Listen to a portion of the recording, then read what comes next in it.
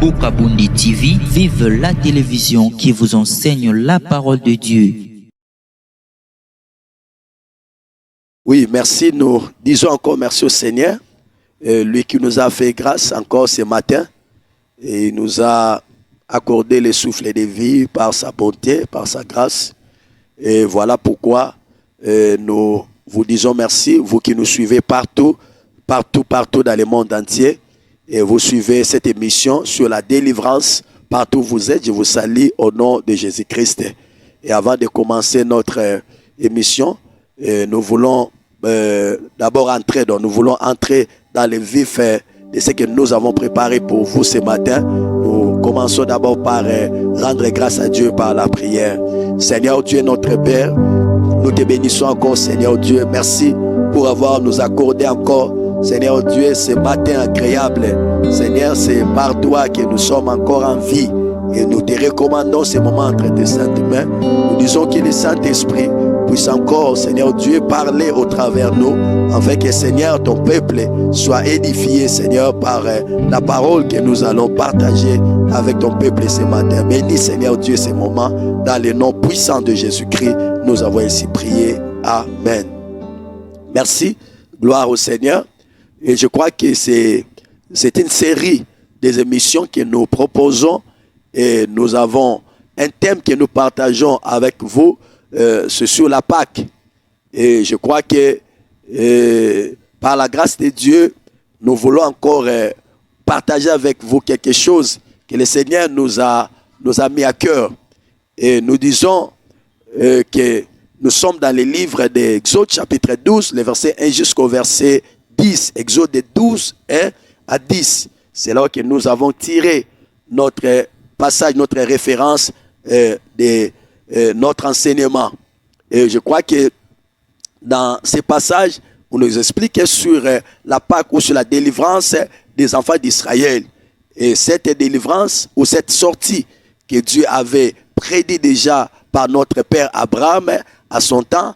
Et Abraham, Dieu l'avait parlé que ton peuple seront asservis, ils seront dans un pays étranger pendant 400 ans et après 400 ans, et moi l'Éternel, je viendrai pour les délivrer. Et comme Dieu, c'est un Dieu qui honore sa parole, et quand le temps est venu, Dieu avait choisi parmi eux un serviteur fidèle qui s'appelait Moïse. Et Moïse connaissait aussi les réalités de l'Égypte, parce que Moïse a habité en Égypte, il a habité dans la maison de Pharaon comme un prince, il connaissait très bien les réalités de l'Égypte. Et c'est Moïse qui devrait rentrer pour délivrer les peuples, pour délivrer les enfants d'Israël. Et quand Moïse a réussi cette mission, il était accompagné avec son frère Aaron, parce que Moïse bégayait, avait un problème de parler. Et Aaron était là comme son interprétant. Je ne voulais pas entrer dans trop des explications. Je voulais rester dans mon message du jour. Et quand Moïse s'est retrouvé devant Pharaon, après avoir que Dieu a accompli plusieurs fléaux aux Égyptiens, et le temps était venu où Dieu devrait appliquer une méthode, devrait appliquer sa sagesse divine pour faire sortir les peuples de l'esclavagisme. C'est en cela que Dieu avait donné à Moïse des instructions fermes.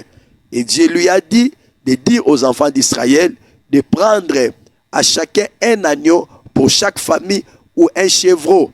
Ou si l'agneau est grand, ils peuvent partager aussi à ses amis qui sont proches d'eux. Et par rapport à cette recommandation, nous avons vu que l'agneau, où nous parlons, l'agneau par rapport à la pensée de Dieu, et quand Dieu parlait de l'agneau, Dieu avait donné des détails sur l'agneau. Ce n'était pas n'importe quel agneau, mais Dieu avait donné des détails. Parce que nous savons que l'agneau représente le petit ou l'enfant d'un bélier.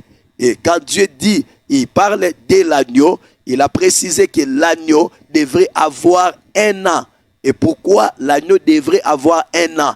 Bien aimé, c'est un détail très important que nous devons comprendre. Pourquoi pas un agneau de 2 ans? Pourquoi pas un agneau de 3 ans ou de 4 ans? Mais un agneau d'1 an. Et quand Dieu dit 1 an, et par rapport à la pensée ou aux méthodes de Dieu, les chiffres sont très importants.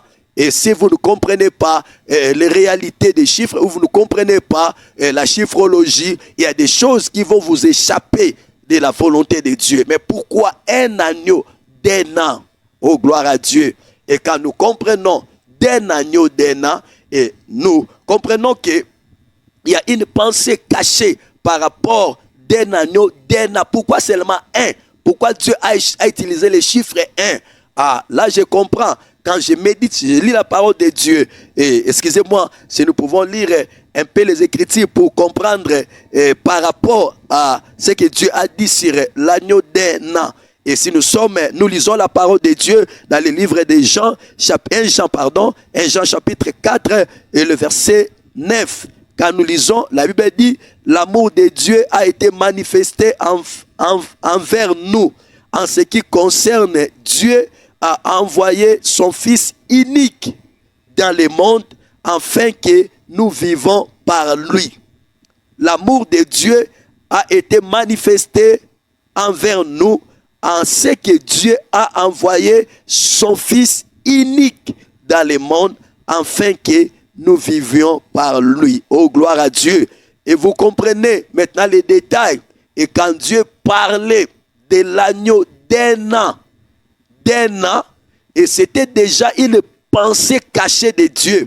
C'était une pensée où Dieu voulait nous parler de quelque chose qui est important. Et quand nous lisons dans 1 Jean chapitre 4 verset 9, nous comprenons que Dieu a manifesté son amour envers nous et il nous a envoyé son Fils unique.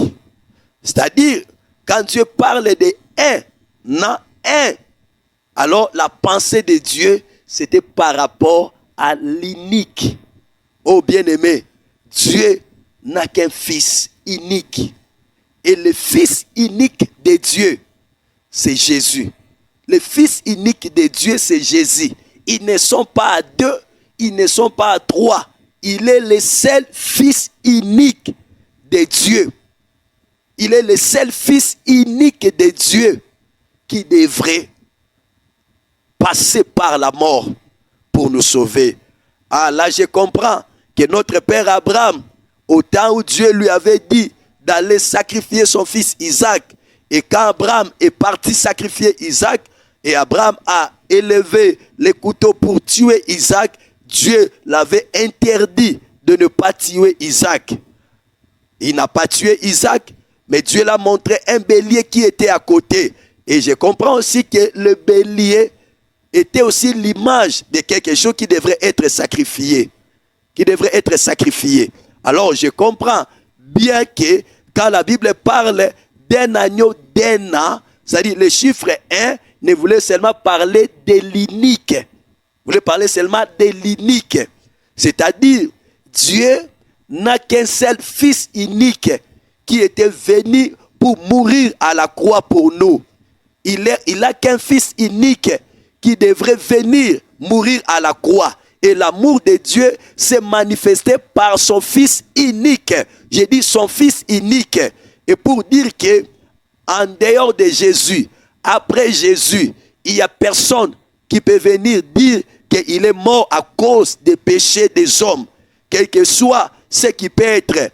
Il peut être un prophète, il peut être qui que ce soit, je ne sais pas. Mais je voulais vous dire ce matin que Dieu il n'a qu'un seul Fils unique qui était mort à la croix, c'est le Seigneur Jésus. C'est lui le seul qui est mort à la croix, c'est lui le seul qui a porté le péché de l'humanité pour sauver l'humanité. Et c'est par son Fils unique. Il n'a pas 2, il n'a pas 3. Et quand Jésus est venu, après Jésus, il n'y a pas une autre personne qui pouvait venir nous dire que lui aussi, Dieu lui a envoyé pour qu'il puisse mourir pour nous. Il n'y en a pas.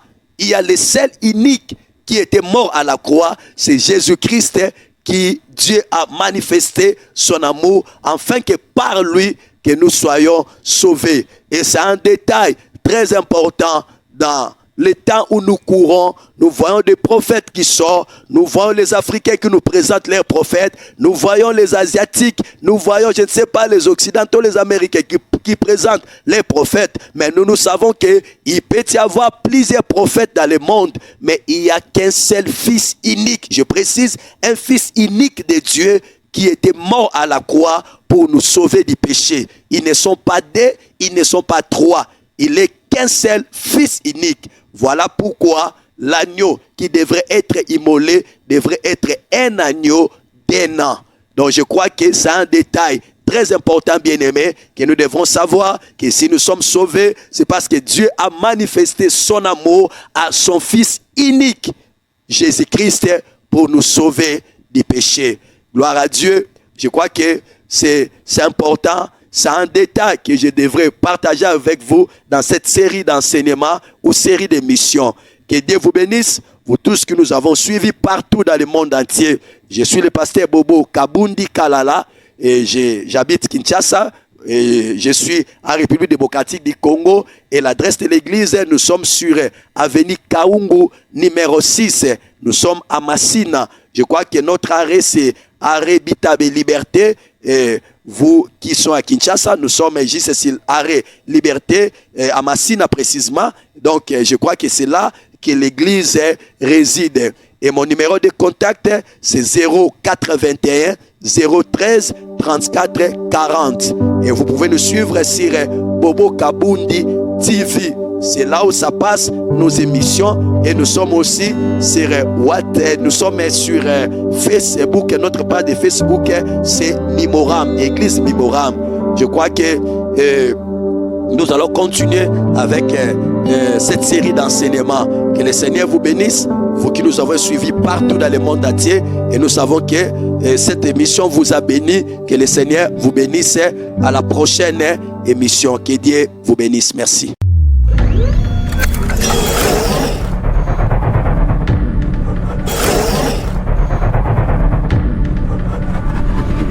Bobo Kabundi TV, vive la télévision qui vous enseigne la parole de Dieu.